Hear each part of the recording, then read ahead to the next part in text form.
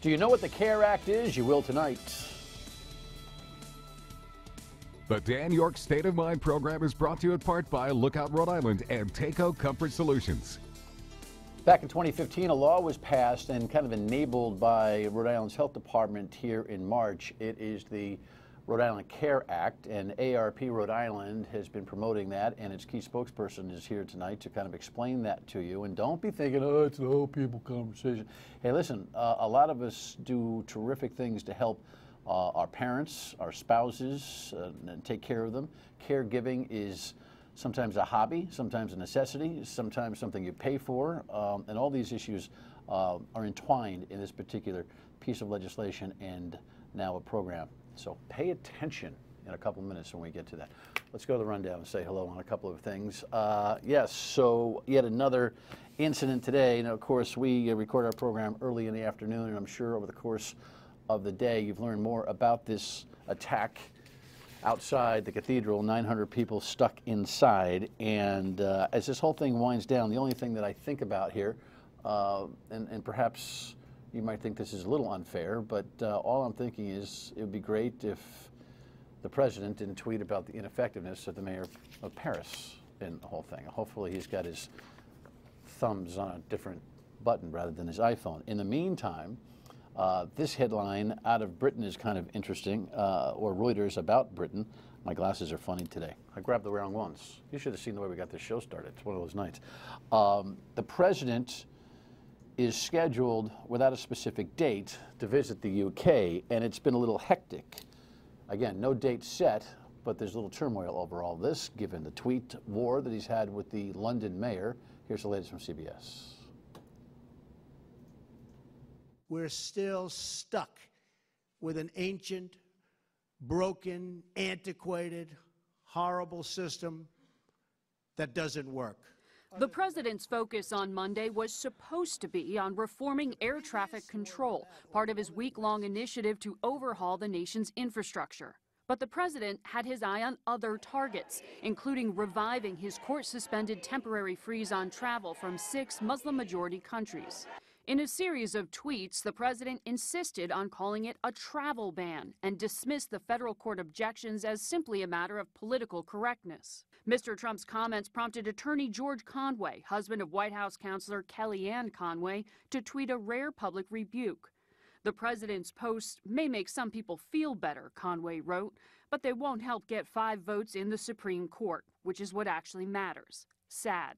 Donald J. Trump is calling for a total and complete shutdown of Muslims entering the United States. The president's own language Monday contradicts his lawyers, who have emphasized it is just a temporary pause, not a ban, and insist it is not aimed at Muslims. This is not, I repeat, not a ban on Muslims. Well, first of all, it's not a travel ban. Federal courts have doubted that and suspended the president's executive order, citing the backdrop of public statements by the president and his advisors. Yesterday, White House spokesman Sarah Sanders tried to downplay the discrepancy. Look, I don't think the president cares what you call it, whether you call it a ban, whether you call it a restriction. President Trump also continued to feud with the mayor of London, Sadiq Khan, whose public statements the president characterized as pathetic. Khan suggested Mr. Trump is no longer welcome in London. I don't think we should be rolling out the red carpet to the President of the USA in the circumstances where his policies go against everything we stand for.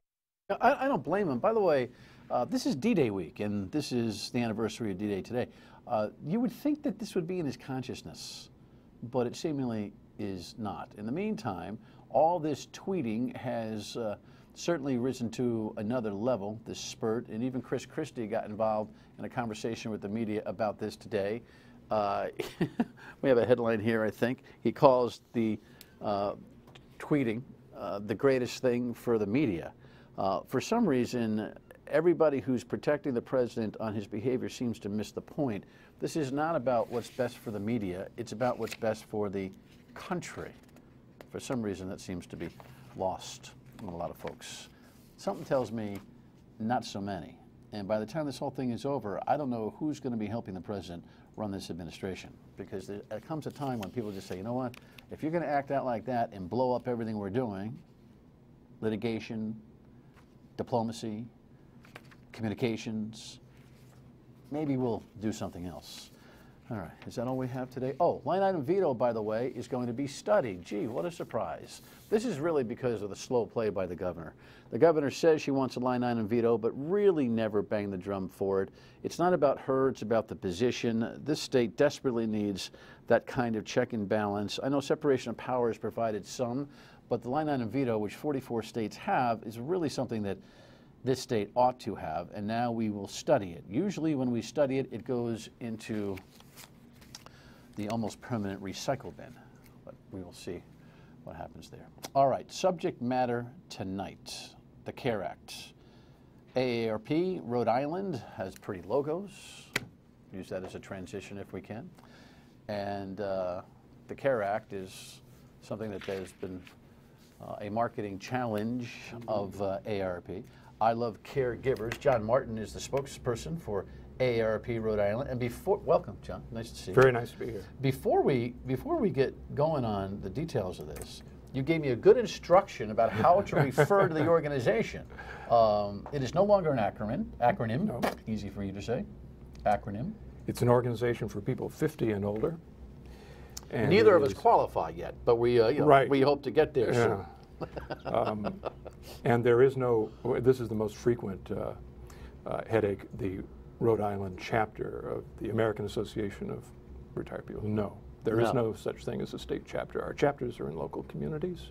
We are AARP Rhode Island. Thank you. And we're not even the AARP. We are AARP. Was there a reason why that was I think brands done? Evolve. Yeah. I think certainly, well, I think that the main reason is that after the first 25 years or so, it became, through our experience, more apparent that if we meet you at retirement age, there's some things that are too late to address. Health, planning for retirement, financial security. Sure. And now, livable communities is a very big part of our agenda because we're trying to build sustainable livable communities where people can age in place. And that goes way beyond curb cuts and sidewalks, but the accessibility to health care and other amenities, very closer look at transportation infrastructure, so that if you think you've landed in your 50s where you think you're going to live out your life, let's build a community that is age-friendly so that you will never be an island in an otherwise hostile neighborhood that hasn't really taken into account what's important to you as you age. Well, that's kind of fascinating because are we talking about assisted living type of things or just urban, urban suburban planning? For instance, I mean, my wife and I have often discussed what our next transition will be, and we kind of like that whole idea of 55 plus communities, just in the sense that, you know, knock wood, you don't go there because you're sick, you go there because people are of like generation, empty nesters, they socialize. There's some really well-built ones in Massachusetts, a few that are close in Rhode Island, but there's not a lot of development around here. Yeah, well, this enhances a lot of things, including health, because you tend to be more social, more active, less sedentary. And the long-term strategy of this, and you'll appreciate this, I know, is that if we can make people more comfortable, healthier, living in an age-appropriate place, it delays that point in time where they enter a Medicaid-supported nursing home. So we are saving tax dollars by making neighborhoods more accessible for people as they age and build communities that have that in mind. The old, in fact, Lexi asked me before the show, Dan, you remember the AARP? You know what? Not yet. But you're coming around. But we should talk about that just for a second, and then we'll get to the CARE Act. The idea, I guess the 50th birthday is, for a lot of people, just kind of like one of the big, it's one of the big ones. Maybe it is because of the AARP's, I think, cultural entrenchment in America today, and it feels like a line of demarcation. You know, when you get there, you say, it's just a number, but it's a number that you kind of know. It's an uphill fight, but if you look at the places where you find us now and some of the things that we're doing, there's a real clear signal as far as our relevance to younger people. And certainly, a day does not go by where someone in their early 50s should not be thinking a little bit about Medicare, and Social Security, and Medicaid, because your day will come, and if you want to have a voice in what that day will be like, it's not too early to start at age 50, to be engaged in our lobbying efforts and really paying attention to these issues. All right, so there you go. So specifically, we have a program that we want to talk about. We'll talk about that when we come back. Stay with us.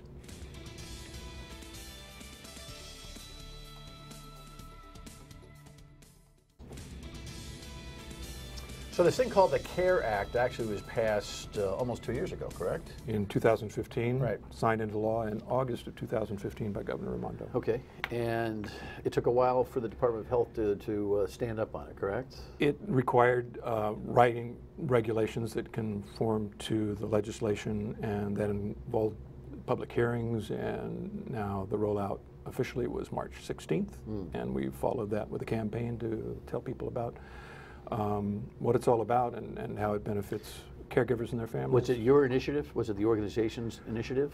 We worked with the Hospital Association of Rhode Island, the Nurses Association, and some other groups, but AARP really has spearheaded this legislation now in, I think, some 25 states around the country. Give me the executive summary, then we'll go down a couple of bullet points. Well, the CARE Act basically is a common sense, pretty simple codification of a process that goes in 3 steps. First, when someone's admitted to the hospital, their caregiver is identified and added to their record.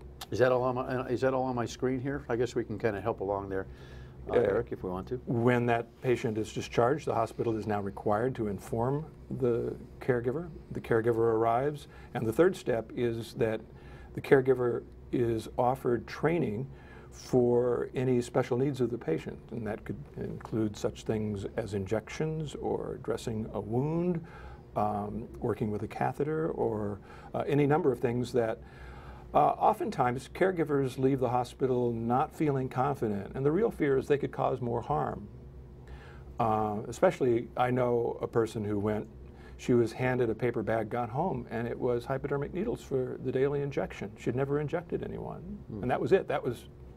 There was the brochure inside the bag, and that was her training and she was very unsettled. The patient was not informed as to how to do it either? No, no.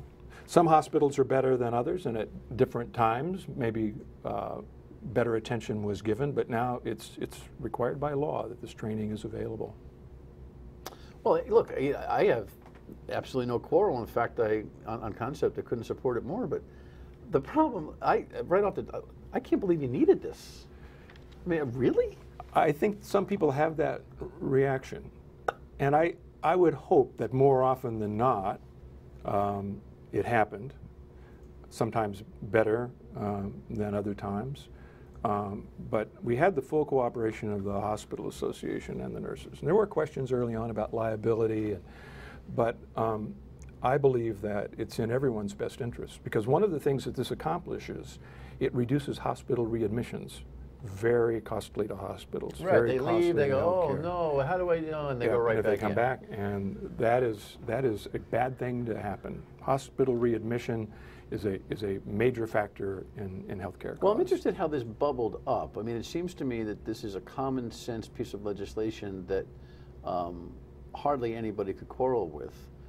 But if best practices weren't in place, so much so that the law wasn't required, was there something that was catalytic that caused this? Was it a bunch of data? Was it an event that everyone went, oh my gosh, that can never happen? What? I don't have a specific answer to that. I just know that it would probably be common that AARP would be one of those places where those concerns are addressed and those stories are shared. And we're very engaged on the topic of caregiving. We have a bill before the legislature now to provide a $2,500 tax credit if you make a home improvement to accommodate someone for whom you're caring. And again, one of the benefits of that is that it might keep that person out of a nursing home longer, which is actually a savings for taxpayers. Wheelchair ramps. Yeah, things like that, things and up the grab stairs, bars and elevators. Sure. But the other thing, it increases our housing stock that can accommodate older people who are in the care of their families. And as this bubble continues to grow before finally tapering off, there's a lot of concern about available appropriate housing for older people, shy of assisted living or nursing homes.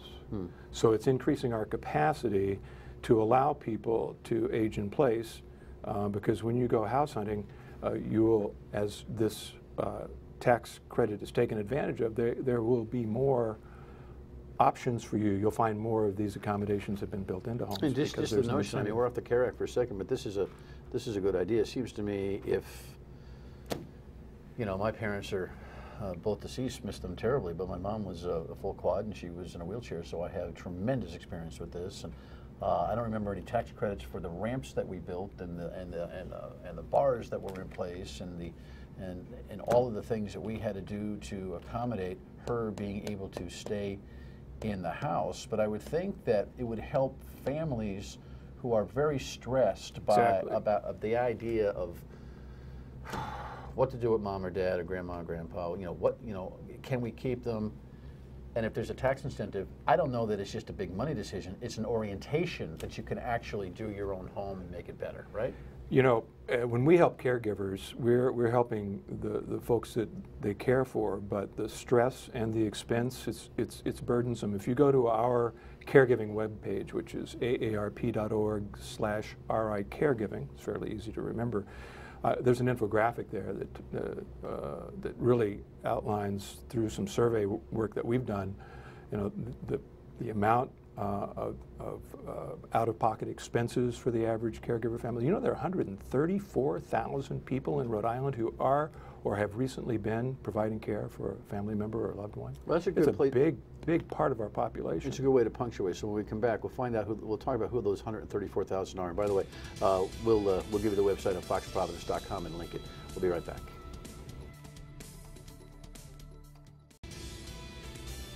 So all of a sudden, this conversation's not so old and fuddy-duddy. 134,000 people, many of whom are watching this program, are defined as caregivers. What is a caregiver definition in Rhode Island? Well, it varies from people who drop off a meal, you know, one night a week with another family member, maybe taking other days of the week, to people who provide full-time care, and that is housing, doctor's appointments, you know, being that person who's there in an emergency.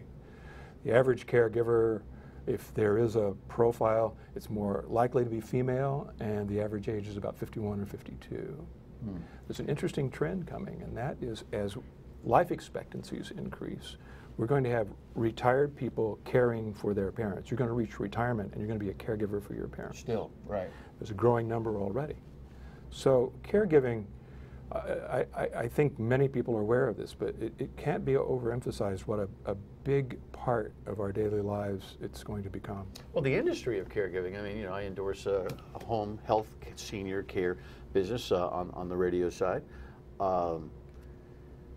That's an interesting industry, and certainly it's recession-proof, seems to me. And if you can find affordable ways, and I don't know what AARP Rhode Island's position is on that industry, but I would think that there's some synchronicity there. Well, that's why we need to pay attention to Medicaid right now, because some of the funding for some of this care is Medicaid. And, of course, the latest, you know, latest Affordable Care Act versus American Health Care Act debate with the president bringing in here has put kind of a mystery into what the Medicaid funding is going to be for Rhode Island. Rhode Island, as we know, has kind of built a health exchange on Medicaid.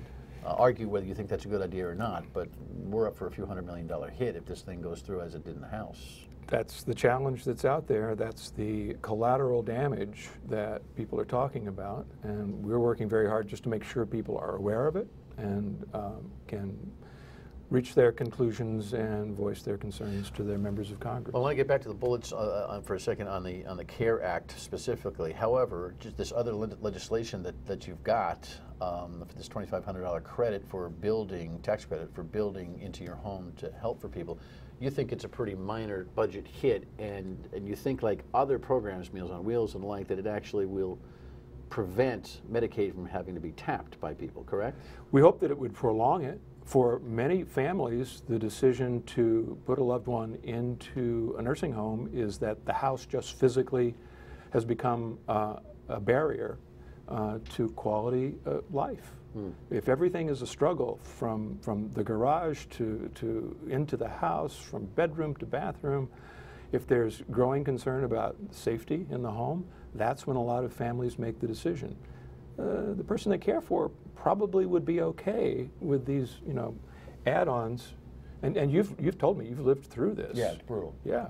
I mean, it's brutal in the sense But that if you could not have afforded some of those improvements, what would you have done? Yeah. Well, I can tell you that I could bore you all with stories of the things that we know and the family expenses that were incurred that we weren't covered for. And if we didn't have the means, there's no doubt that my mom would not have made it to the age of 69, which was something the doctor said that was most unlikely back when she was in her early 50s. And so that care at home is a sustainable thing for the mind and for the heart. You know, the body may be breaking down depending on what affliction you're dealing with. You know? So I'm all with you on that. So the CARE Act, again, the Rhode Island CARE Act has been passed and is now in place, and AARP Rhode Island is making its push on everybody getting to know it. Again, what should people know out there about what's already in place and what their rights are? When you arrive at a hospital and a person that you're caring for is admitted, your name should be captured so that in step 2, upon discharge, there will be no questioning whether you'll be notified. Do you need legal docs in order to do that? I mean, do you have to be named as health proxy and all that kind of a thing? No, that question has come up, and as it stands now and by the regulations, it is just a matter of being there and declaring with agreement by the patient. He's with me. That's my daughter. That's my son. And then upon discharge, the hospital now bears the responsibility to train for any medical needs that are administered at home upon release. We have a wallet card that has a reminder of those steps, and you can download it from the WPRI site or from our site. And there's more information on our site about other details of the CARE Act. But that's the basic story. And its beauty is its simplicity, and I agree with you. You have to wonder, why hasn't this always been Are you confident that all the medical facilities out there are informed and executing, or is this something that's still patient-driven, saying, hey, by the way, there's things you have to do for me before I leave the office with Mom? You know, we'll watch that very carefully. We have drafted some notification to make sure that people are aware, but I can tell you, just when we visited Harry, the Hospital Association of Rhode Island, they were ahead of us in terms of making sure that the hospitals in their organization were aware of the CARE Act effective date and some of the steps that need to be in place. And also for patients, you know, if you're going for treatment, it's okay to bring your daughter, your son, your husband, maybe even your neighbor, correct? Oh, there's no bring them in because if you need some help to back up, right? Yeah. There's no discrimination in terms of relationship whatsoever. Okay.